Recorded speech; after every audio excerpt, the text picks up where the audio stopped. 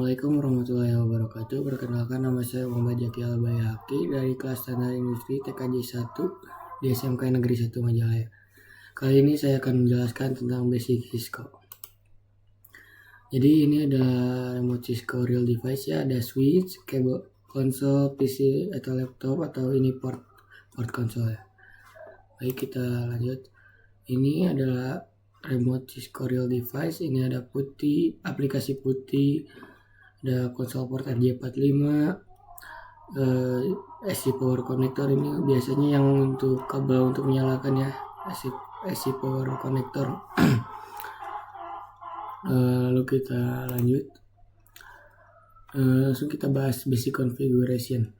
Mode basic configuration tuh ada 4 mode. Yang pertama user access, privilege access, global configuration, dan sub configuration. Setiap mode memiliki prompt dan tujuan yang berbeda-beda. Oke, kita lanjut. Yang pertama ada user access mode. Promptnya switch, terus ada tanda panah gitu. Mode paling dasar dengan akses terbatas, hanya dapat menjalankan perintah monitoring dan show commands. Tidak dapat melakukan konfigurasi. Aksesnya terbatas ya di user access mode ini. Version perintah yang tersedia ping, threshold, show version, show interface, dan perintah diagnostik dasar lainnya. Kita lanjut. Yang kedua ada privilege mode, exec mode. Promptnya switch terus tagar gini ya. Akses lebih tinggi dapat masuk ke mode konfigurasi global dari sini. Gunakan perintah configure terminal untuk melanjutkan perintah tingkat lanjut. Melihat seluruh konfigurasi perangkat dan menjalankan perintah tingkat lanjut seperti show, debug, dan copy. Kita lanjut ke mode yang ketiga, yaitu global configuration. Promptnya switch dalam kurung config terus tagar. Tempat konfigurasi sistem umum dan perubahan pengaturan perangkat secara keseluruhan. Mode utama untuk setup switch atau router. Mode utama setup dari mode ini, administrator dapat mengakses subconfiguration mode untuk konfigurasi interface, line, dan komponen spesifik lainnya. Lalu yang terakhir ada subconfig mode. Promptnya switch config if di dalam kurungnya. Terus ada tagar ya. Digunakan untuk konfigurasi interface seperti port dan VLAN pada perangkat jaringan. Di sini juga ada promptnya, ada dua berarti ya. Ada switch config line di sini. Digunakan untuk konfigurasi line konsol dan VT akses remote telnet atau SSH.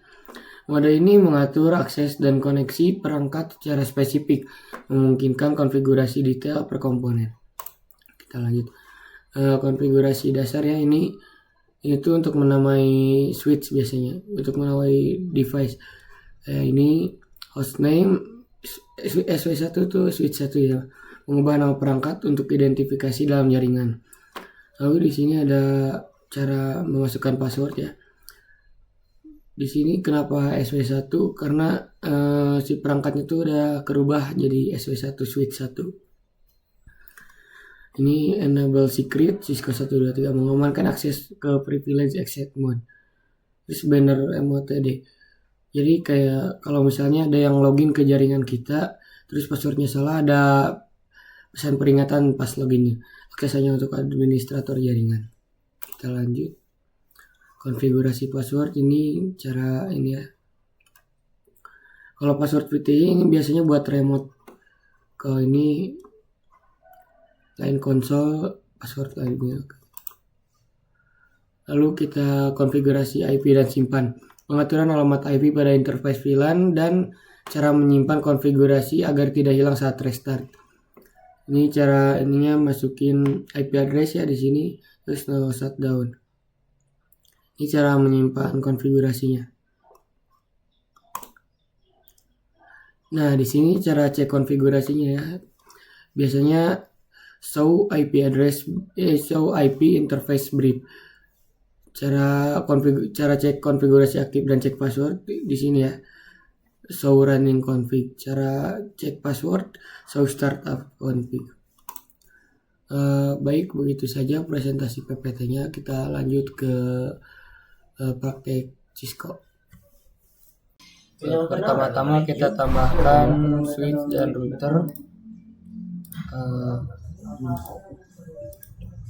Lalu kita sambungkan menggunakan kabel. Langsung kita buka router, lalu CLI, kita tunggu dulu. Lalu kita ketik now,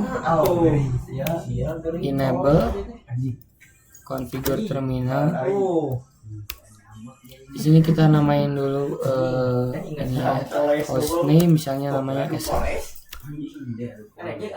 Lalu kita masukkan password enable secret 123. Sudah ini kita interface no slash no. Lalu kita no sudah di sini kita masukkan IP address 192.168.1.1. Lalu masukkan subnet masknya juga 255.255.0. Oke, udah di sini. Langsung kita tambahkan multi layer switch. Sini kita buka CLI, kita tunggu dulu,